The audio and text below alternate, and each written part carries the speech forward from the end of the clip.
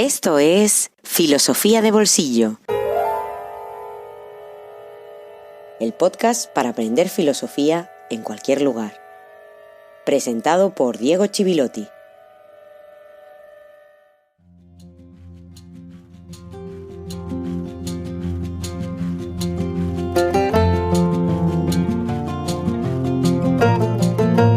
Buenos días y feliz jueves filosófico número 25. A pesar de ser tan célebre como es la frase pienso, luego existo, el último episodio la verdad es que no era nada fácil. Así que si te costó seguirlo, no es culpa tuya. Es en primer lugar mía, porque siempre se puede ser más didáctico y más claro en la exposición. En segundo lugar, de los textos de René Descartes, que es a lo que siempre intento acercarme y sobre todo invitarte a leer. Y en tercer lugar, del propio objeto de estudio, que no es sencillo y para el cual muchas veces el lenguaje resulta ambiguo o insuficiente. Pero más allá de recordar que todo esto hay que completarlo con las lecturas, no nos vamos a rendir. Así que en este episodio 25 vamos a avanzar y espero que lo hagamos de una manera que nos ayude a entender mejor todo lo que hemos leído hasta ahora de nuestro amigo Descartes.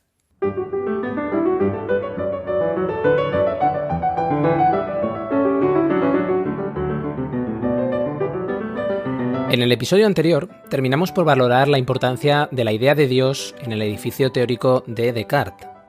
Nada anecdótica, sino una especie de pared maestra que soporta todo ese edificio. Y lo que se vio ahí es que todo partía del principio de la jerarquía de los entes, es decir, de que todo debe tener una causa que tiene más realidad que el efecto. Si eso lo aplicamos a la idea de Dios, la conclusión es lógica. La causa no puedo ser yo mismo, tiene que ser Dios, porque solo Él tiene en sí mismo toda la perfección de la idea. Ya ves que el método es condición necesaria para alcanzar un conocimiento seguro, pero no es suficiente. Descartes ha necesitado algo más. De hecho, la primera crítica inmediata prácticamente que recibió es que cometió una falacia. La falacia que llamamos en filosofía petición de principio, también entendida como argumento circular, círculo vicioso. Es decir, utilizar la conclusión implícitamente como si fuera una premisa. Descartes pretende demostrar la existencia de un Dios que no me engaña y que por lo tanto fundamenta la confianza en la claridad y distinción de nuestras percepciones para, no lo olvides, recuperar ese mundo que hemos perdido, y lo hace mediante las propias percepciones claras. Lo que está haciendo es recurrir a Dios para certificar que las ideas claras y distintas que ayudan a probar la existencia de Dios no son falsas. Parece entonces que nos hemos quedado encerrados en un círculo. Vamos a avanzar para intentar salir de él.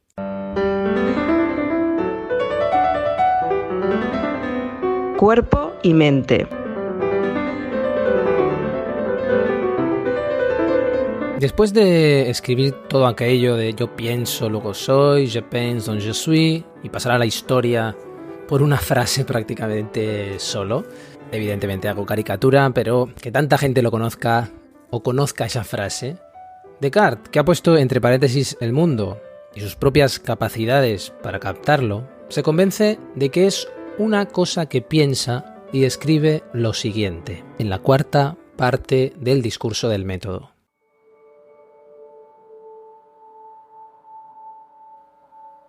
Examiné después atentamente lo que yo era y viendo que podía fingir que no tenía cuerpo alguno y que no había mundo ni lugar alguno en el que yo me encontrase, pero que no podía fingir por ello que yo no fuese, sino al contrario, por lo mismo que pensaba en dudar de la verdad de las otras cosas, se seguía muy cierta y evidentemente que yo era, mientras que, con solo dejar de pensar, aunque todo lo demás que había imaginado fuese verdad, no tenía ya razón alguna para creer que yo era.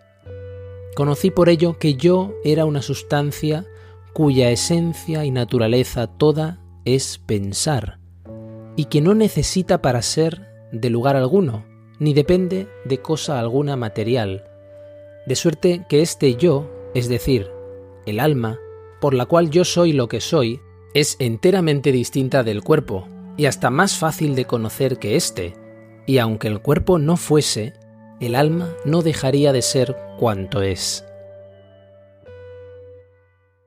Lo que nos está diciendo Descartes aquí, y en otros lugares también lo dice, es que conocemos dos realidades irreductibles la una a la otra, y a las cuales se reduce absolutamente todo, que son la extensión que ocupan lugar y el pensamiento.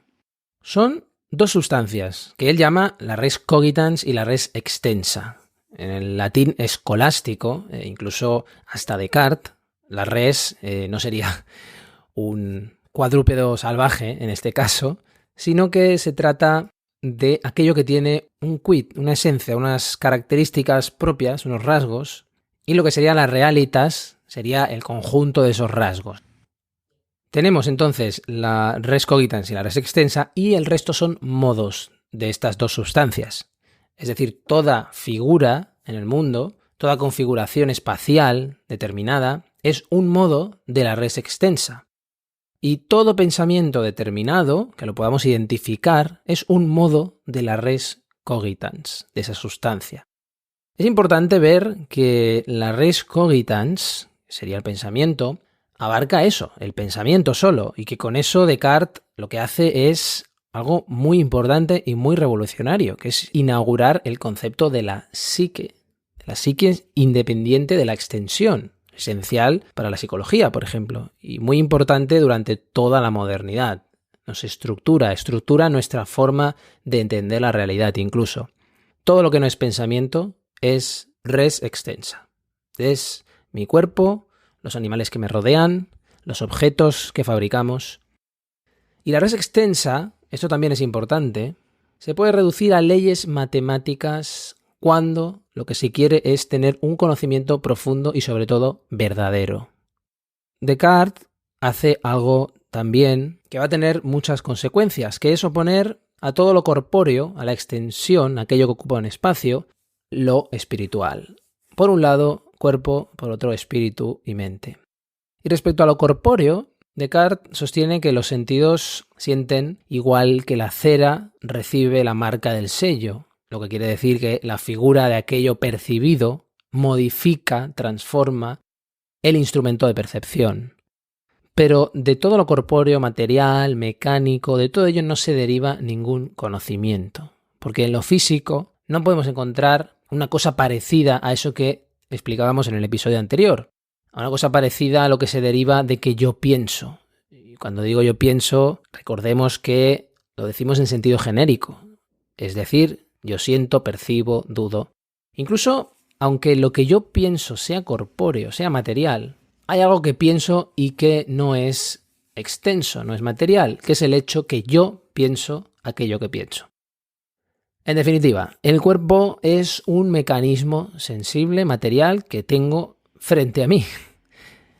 Que tengo frente a mí o que pongo frente a mí cuando digo que yo pienso. Pero mi cuerpo no es el yo, no es la identidad. Es un objeto como otro para Descartes. Mi pensamiento es incorpóreo y absolutamente diferente de mi cuerpo.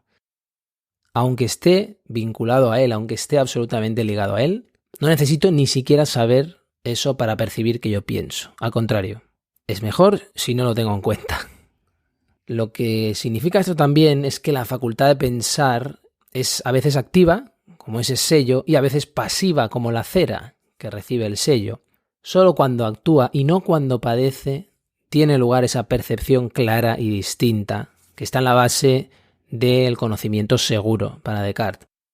En los Principia Philosophiae de 1644, en esa obra Descartes va a hablar de pensar y de pensamiento, cogitare cogitatio, y los va a definir como todo aquello que sucede en nosotros de tal manera que lo percibimos inmediatamente para nosotros, es decir, entender, querer, imaginar y por supuesto también sentir.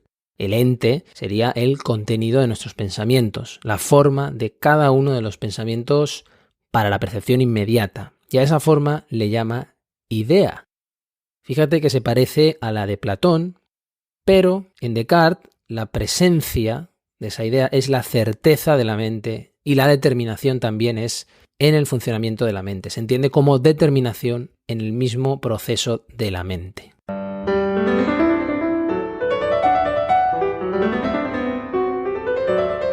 El problema del dualismo.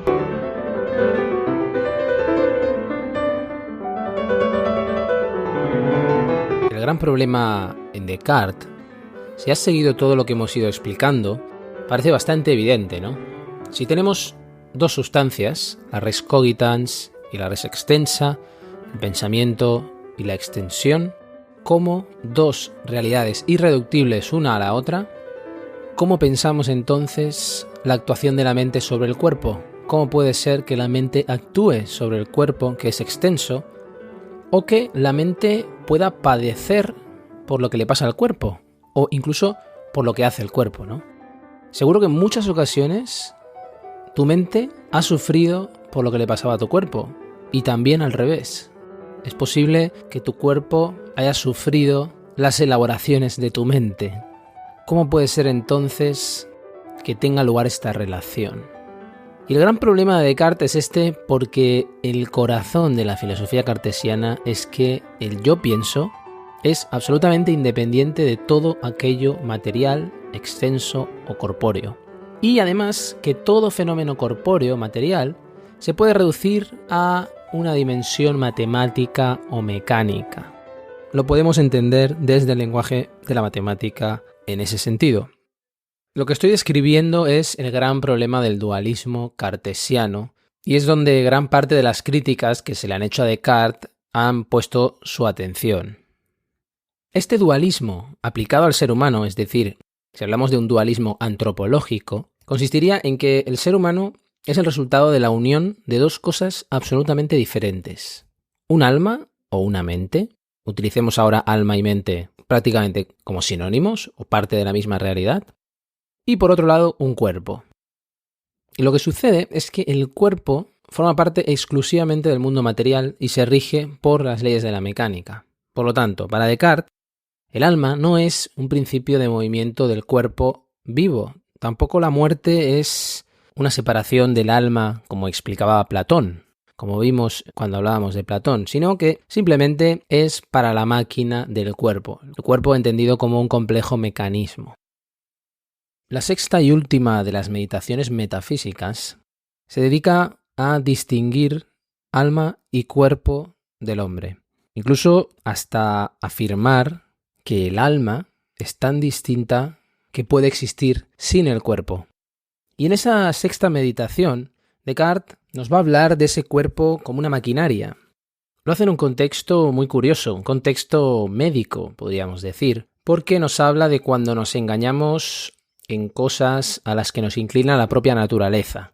Y pone el ejemplo de cuando estamos enfermos y deseamos beber o comer algo que nos hace daño, que hace daño a nuestro cuerpo. Y dice lo siguiente: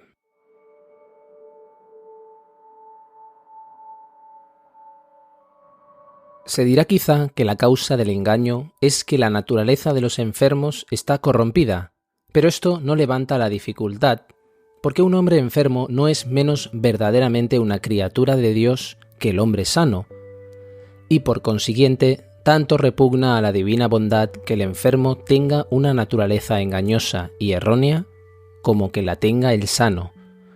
Y así como un reloj, compuesto de ruedas y contrapesos, no observa menos exactamente las leyes de la naturaleza cuando está mal hecho y da mal las horas, que cuando cumple enteramente los deseos del artífice. Así también, si considero el cuerpo humano como una máquina construida y compuesta de huesos, nervios, músculos, venas, sangre y piel, de tal suerte que, aunque ese cuerpo no encerrara espíritu alguno, no dejaría de moverse como lo hace ahora, cuando se mueve sin ser dirigido por la voluntad, y por consiguiente, sin ayuda del espíritu y solo por la disposición de sus órganos. Si considero, digo, el cuerpo como una máquina, conozco fácilmente que tan natural le sería a un cuerpo de esa índole, estando por ejemplo hidrópico, sufrir esa sequedad de garganta que suele dar al espíritu el sentimiento de la sed y por consecuencia poner en movimiento sus nervios y demás partes de la manera que se requiere para beber, aumentando así su mal y perjudicándose a sí mismo, como le es natural, no teniendo indisposición alguna, inclinarse a beber por su provecho, a consecuencia de igual sequedad de la garganta. Sin embargo, considerando el uso a que un reloj está destinado por su artífice, podría decirse que, si no marca bien las horas, se aparta de su naturaleza, y del mismo modo, considerando la máquina del cuerpo humano como una obra de Dios, cuyo fin es tener todos los movimientos que suele haber en el cuerpo, podría pensarse que si se le seca la garganta, siendo la bebida nociva a su conservación, esto es contrario al orden de su naturaleza. Por eso es tan difícil explicar esa relación o ese salto entre el cuerpo y la mente. Descartes era consciente de todo esto, por supuesto, y cuando quería explicar que el alma actúa sobre el cuerpo, o el cuerpo sobre el alma, lo que hacía era afirmar que cuando el alma sufre a causa del movimiento del cuerpo es cuando decimos que tiene pasiones. Por eso toda su teoría de las pasiones, que lo puedes encontrar en su obra Las pasiones del alma, una obra muy tardía del año 1649, es una especie de anatomía de las pasiones que le permite al mismo tiempo explicar esta relación entre cuerpo y mente. Porque es precisamente en las pasiones donde está la clave de esa relación entre cuerpo y mente o alma.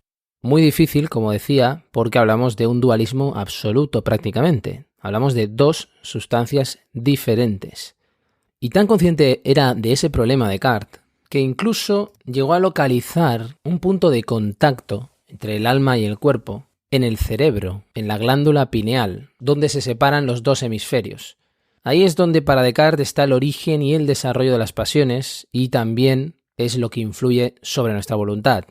Y eso lo va a llevar también a la moral, porque él habla del poder que el alma tiene sobre el cuerpo y la capacidad de dominar las pasiones, la capacidad específicamente de adiestrar las pasiones. Por eso es interesante cuando Descartes desarrolla toda una teoría que va desde una fisiología humana hasta un tratado sobre la moral. Si somos un cerebro, una combinación química de neuronas, por cierto, consideraciones o presupuestos teóricos con los que trabajan muchos de los neurocientíficos actuales, no todos evidentemente, hay muchos que también tienen una postura crítica al respecto, si somos eso, si somos ese cerebro, el gran perjudicado, el ámbito amenazado de la realidad humana es evidentemente la libertad. ¿Qué sentido tiene hablar de libertad si somos una simple combinación de neuronas, una combinación de relaciones químicas? Descartes va a necesitar el alma como una sustancia independiente de la materia y además inmortal, que es la que garantiza el libre albedrío. La gran paradoja que hay en este pensamiento, que llega hasta hoy, por cierto, es esa coexistencia entre el determinismo en el mundo físico y la libertad en el mundo mental, que no puede negar por razones morales precisamente, e incluso teológicas. Y si digo teológicas es porque gran parte de la teología cristiana se podría deshacer al negar el libre albedrío. Muchos conceptos, como la culpa o el pecado, necesitan de la afirmación del libre albedrío. Por lo tanto, si construimos una filosofía de la mente a partir de esta antropología, ¿no?, de esta teoría del ser humano que construye Descartes, podríamos llegar a la conclusión que la mente se encuentra en el tiempo y el cerebro en el espacio y en el tiempo. Y este dualismo, como decía, va a ser muy criticado, pero es un dualismo que él lo defiende, lo sostiene, recordando que podíamos dudar que teníamos cuerpo, pero no podíamos dudar que existíamos. Y recuerda, pudimos asegurar que existíamos comprobando que pensamos. Yo pienso, luego yo soy.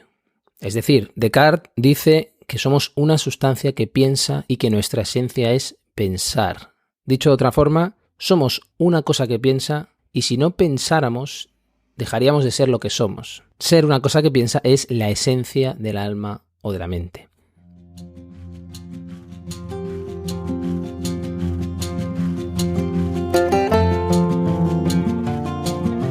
Incluso si fuera el caso que estar afligido, alegrarse y pensar fueran movimientos, que cada uno de ellos consistiera en ser movido, y que el movimiento fuera debido al alma, por ejemplo, que el estar enfadado o estar asustado consistiera en que el corazón fuera movido de una manera particular y que pensar fuera un movimiento de esta parte o de aquella otra, y que algunas de aquellas cosas ocurriesen debido a movimientos locales y otras por movimientos que constituyan alteración, entonces decir que el alma está enfadada sería como decir que el alma teje o que construye.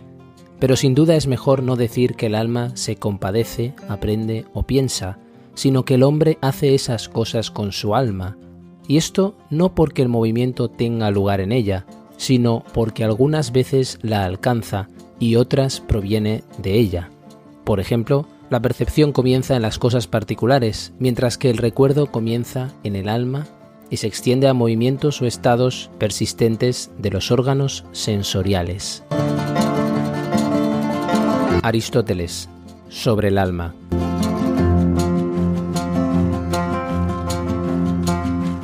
No me he equivocado al sacar Aristóteles de nuevo en este episodio, sino que este fragmento de Aristóteles en su tratado acerca del alma o sobre el alma nos revela esa gran continuidad del pensamiento filosófico occidental. Nos permite hacer dialogar Aristóteles con René Descartes para mostrar que el hecho de que avancemos y dejemos atrás a algunos autores no significa que su pensamiento desaparezca. Al contrario, se va incorporando y se va discutiendo con ellos, intentando conservar al máximo el espíritu que lo vio nacer, aunque ya sabemos que eso es muy difícil a lo largo de la historia.